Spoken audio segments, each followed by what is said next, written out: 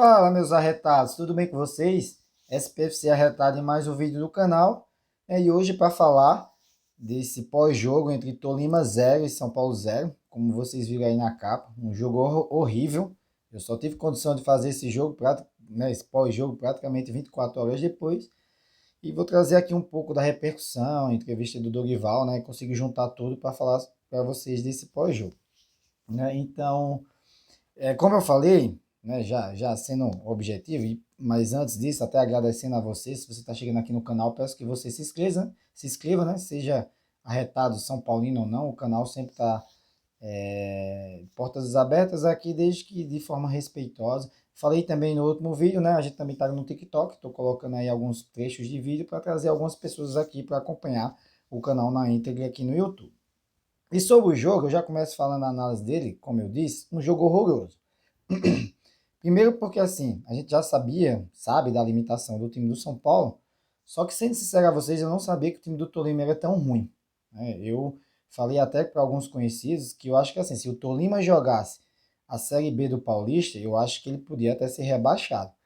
É um time que não conseguia trocar dois, três toques de bola, né? Fazia inversões que a bola ia totalmente sem direção, enfim, horrível. E assim, em função disso, para mim, isso é uma das piores, entra para a galeria de uma das piores partidas de São Paulo.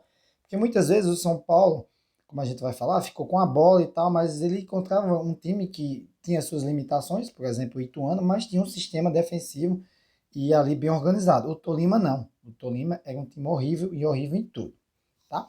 Mas para você entender bem, né? Primeiro eu vou deixar o link aqui dos melhores lances e já começo assim rindo, porque eu peguei esses melhores lances do canal oficial aqui do YouTube da Sul-Americana. E o vídeo tem 3 minutos, só que 1 minuto e 20 ali é os lances. Ficou faltando algum lance, eu acho que até do Juan, que eu vou falar, que foi o mais importante, mais perigoso do São Paulo. Só que depois fica repetindo os lances de tão ruim que o jogo foi. Mas vou deixar aqui para você dar uma olhada. E vou começando falando da escalação aqui, né? Vou deixar aqui no canto. E essa escalação, e aí começa com o meu, vamos dizer assim, meu primeiro temor, né? O Dorival bota uma escalação com mais ou menos as peças que ele tem disponível, que não só eu queria, como todo São Paulino imaginava. Para você ver, eu sempre deixo também aqui o link do pré-jogo, né, para você dar uma comparada nessa escalação. Mas na verdade o que a gente imaginava, né, eu e a maioria dos torcedores e amigos aqui do canal YouTube, é que o Gabriel Neves entraria, o Arboleda voltava, o Rafinha, como jogou no Ituano, sendo lateral de verdade, voltava, né? Você tem ali o Michel Araújo talvez no meio, tira o Nestor, porque o Nestor não estava rendendo. Enfim, o Marcos Paulo voltando, ele coloca as peças que ele tem disponível. E mesmo assim o São Paulo, né, é horrível. Entra com esse time, né, fica com a bola, o Tolima dá muito espaço, o São Paulo consegue chegar ali até no meio, ali um pouco perto da área, mas não consegue triangular ou criar uma jogada de condições de gol para finalizar. Eu acho que nesses lances aí você só tem um do Luciano, com a bola enfiada, ele dá um chute lá. E o Tolima não faz nada também, só deu um chute a gol no primeiro tempo.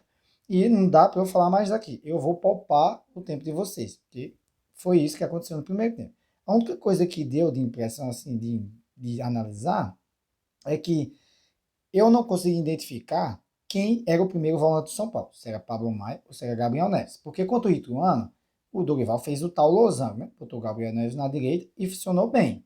Nesse jogo não deu para ver. Olha, eu vi o Gabriel Neves atrás do Pablo Maia, olha o Pablo Maia atrás dele. Isso é uma coisa.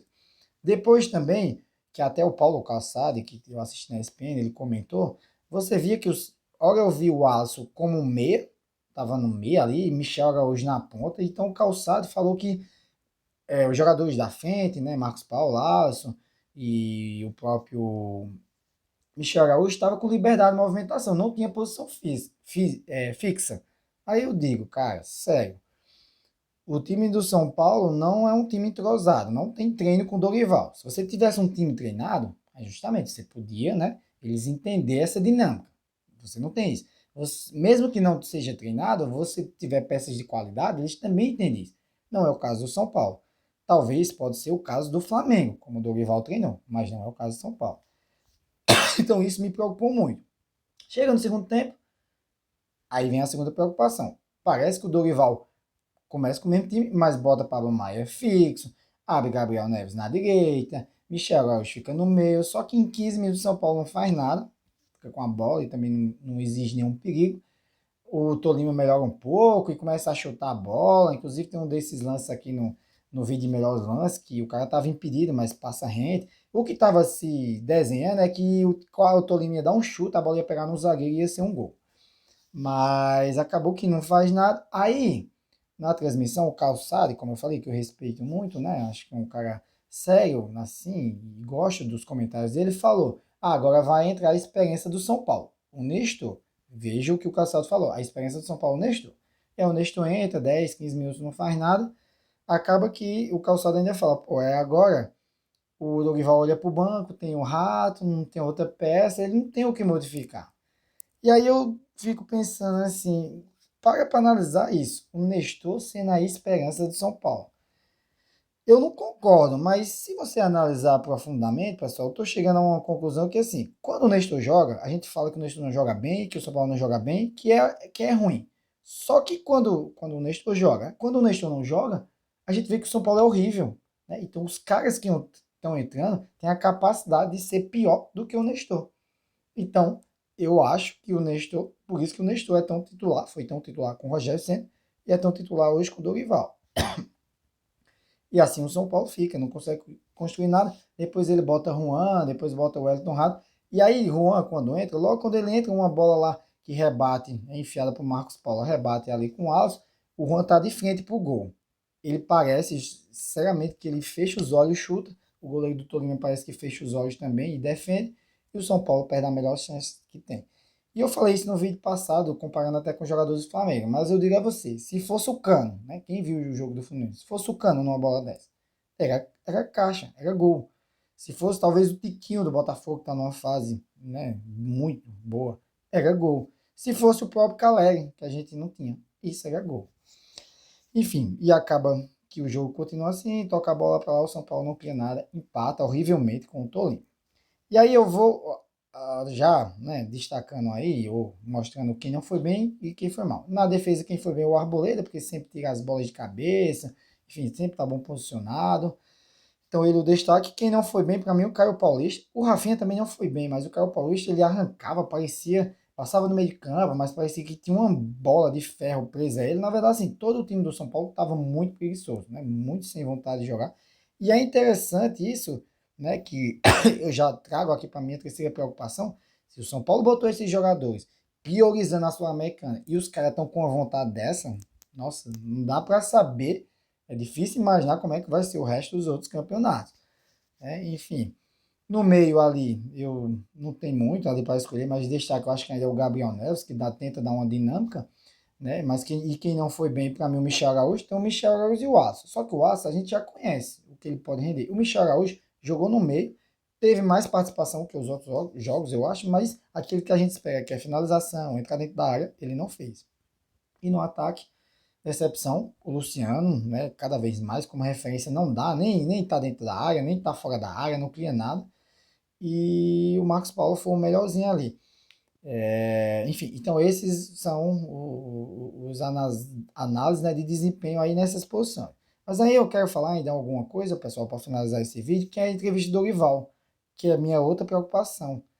Me espanta muito o Dorival chegar na entrevista e dizer que está satisfeito com o desempenho do time e que viu a evolução. E aí, eu já falei isso em outros vídeos, vou falar mais uma vez. Qual a diferença de Dorival para o Rogério? Eu não estou vendo nenhuma. Eu não estou vendo nenhuma. E eu estou falando mais uma vez isso porque eu já alertei isso. E eu estou vendo alguns companheiros, até de canais aqui, dizendo que queimou a língua porque pediu o que Rogério saísse, que ia ter mudança, e eles estão vendo que o problema não é técnico. Se o problema fosse técnico, aí eu vou trazer outra comparação. Vamos voltar ao Fernando Diniz. Vocês viram que o Fluminense fez 5-1 no River Plate. Os gols que o Fluminense fez, a gente que lembra do Diniz, o São Paulo, assim, tinha umas derrotas ridículas, né? Tentou toda aquela campanha do Diniz, né? Mas assim, você tinha jogos que você via que tinha aquele padrão do Diniz, né? Que era toque de bola, saía da defesa, dava, enfim, matava a gente do coração e tal. Mas eu fico olhando, se o Diniz tivesse, sei lá, um zagueiro que tivesse mais qualidade, como o Beraldo na época, tivesse lá, talvez um lateral melhor, talvez o próprio Rafinha que tem uma qualidade boa de saída, um Ganso da vida, como tá ali no Fluminense, cara, com o Caleri e o Luciano na fase que tava, com certeza o São Paulo tinha ganhado o título brasileiro, ou até da Copa do Brasil, que chegou longe com o Diniz. Então o problema é técnico? Não é técnico. Eu recebi mensagem agora do pessoal do Atlético, né, os meus amigos, falando do Igor Gomes. O Igor Gomes fez agora 2 gols, pelo menos 2 gols, e decidindo o jogo para o Atlético Mineiro. Os caras falando maravilha do Igor Gomes. Aí eu digo, o problema é jogador?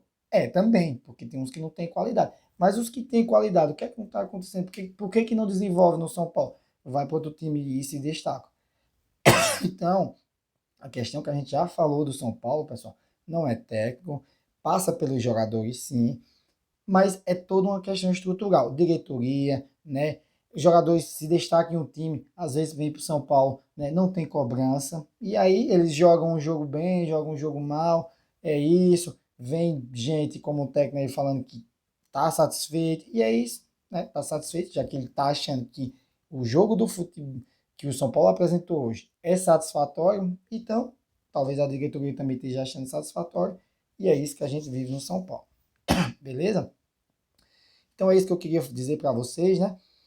Se vocês gostaram do vídeo, dê o seu like, compartilhe aí com os amigos, né? Familiares, para dar uma força ao canal.